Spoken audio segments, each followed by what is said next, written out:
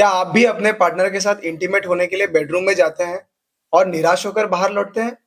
जी हाँ, अगर ऐसा कुछ आपके साथ हो रहा है, तो आज का वीडियो ध्यान से देखिए। कभी-कभी ऐसा होता है कि इरेक्शन होता तो है, लेकिन काफ़ी टाइम तक मेंटेन नहीं रह पाता या फिर इरेक्शन होने के बाद इजैकुलेशन बहुत जल्दी हो जाता है। बहुत सारे लोगों को इरेक्शन और इजैकुलेशन में कन्फ्यूजन रहता है। तो आज के इस वीडियो में मैं आपको सिंपल लैंग्वेज में समझाने वाला हूँ इरेक्शन और इजैकुलेशन में डिफरेंस। वीडियो को अंत तक जरूर देखिएगा, क्योंकि वीडियो के अंत में मैं आप सभी को एक बोनस टिप देने वाला हूँ, जिससे कि आप नेचुरली अपने इरेक्शन को मेंटेन करने में हेल्प कर सकते हो। नमस्कार दोस्तों, मेरा नाम है डॉक्टर विकास गुप्ता और आप सभी का स्वागत है हमारे इस चैनल पर। हम यहाँ पर कॉम्प्लेक्स से कॉम्प्लेक्स सेक्सुअल टॉपिक्स को सिंप्लीफाई करके आपको एक्सप्लेन करने की कोशिश करते हैं। अब सबसे पहले बात करते हैं इरेक्शन की। जब कभी भी सेक्सुअल अराउजल या स्टिमुलेशन की वजह से हमारे पेनिस में ब्लड फ्लो बढ़ जाता है, इसी ब्लड फ्लो के इंक्रीज की वजह से पेनिस हार्ड हो जाता है। इस हार्डनेस को हम इरेक्शन कहते हैं। पेनिस का इरेक्शन सिर्फ कोई फिजिकल प्रोसेस नहीं, इसके पीछे ब्रेन, नर्व्स, ब्लड वेसल्स और हार्मोनल कॉम्बिनेशन की जरूरत होती है। इसीलिए stress, lack of sleep, diabetes, smoking, alcohol या फिर लैक ऑफ फिजिकल एक्टिविटी, ये सब चीजें पेनिस के इरेक्शन को अफेक्ट कर सकती हैं। अब बात करते हैं इजैकुलेशन की। इजैकुलेशन का मतलब सेक्सुअल क्लाइमैक्स के आसपास पेनिस से सीमेन का रिलीज होना, यानी कि सिंपल भाषा में इरेक्शन का मतलब पेनिस का हार्ड होना और इजैकुलेशन का मतलब पेनिस से सीमेन का रिलीज होना। दोनों रिलेटेड है लेकिन सेम नहीं है। और इजैकुलेशन में रिप्रोडक्टिव सिस्टम और नर्वस सिस्टम बहुत ही इंपॉर्टेंट रोल प्ले करते हैं। जनरली मैं ओपीडीज में ऑब्जर्व करता हूँ कि पेशेंट्स कहते हैं कि सेक्सुअल डिजायर तो है, लेकिन इरेक्शन प्रॉपर नहीं हो पाता, या फिर इरेक्शन होता है, इजैकुलेशन जल्दी हो जाता है।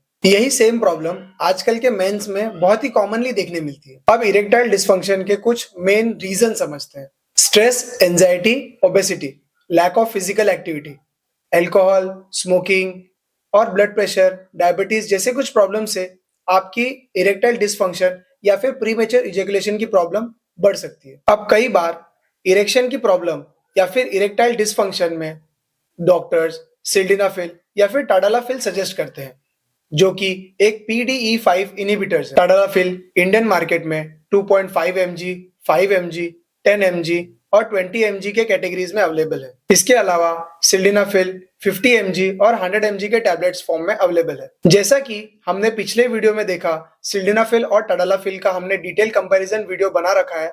अगर आप सब चाहें तो लिंक पे क्लिक करके देख सकते हैं। अब प्रीमेच्योर इजैकुलेशन के बारे में समझते हैं। प्रीमेच्योर इजैकुलेशन में डॉक्टर्स डेपोक्सिटिन नाम की एक दवा देते हैं, जो कि एक SSRI है। अब समझते हैं कि कभी-कभी इरेक्शन की प्रॉब्लम इजैकुलेशन से रिलेटेड हो सकती है, या फिर कभी-कभी प्रीमेच्योर इजैकुलेशन इरेक्शन से अलग हो सकता है। इस प्रॉब्लम को डिटेल में समझने के लिए या डायग्नोस करने के लिए नजदीकी डॉक्टर से संपर्क करना अनिवार्य है। अब चलते हैं वीडियो के बोनस पार्ट की तरफ। बीटरूट, पालक, कैबेज और लेटस लीव्स, सिट्रस फ्रूट्स जैसे कि ऑरेंज और लेमन, कोकोनट वाटर और वाटरमेलन को भी अपने डाइट में ऐड करके नेचुरली इरेक्टाइल डिस्फंक्शन को ठीक कर सकते हैं। दोस्तों, अब बात करते हैं सबसे इंपॉर्टेंट पार्ट की, लाइफस्टाइल मॉडिफिकेशन। जी हाँ, हमारे लाइफस्टाइल से ही हमारे प्रीमेच्योर इजैकुलेशन और इरेक्टाइल डिस्फंक्शन की प्रॉब्लम जुड़ी हुई है।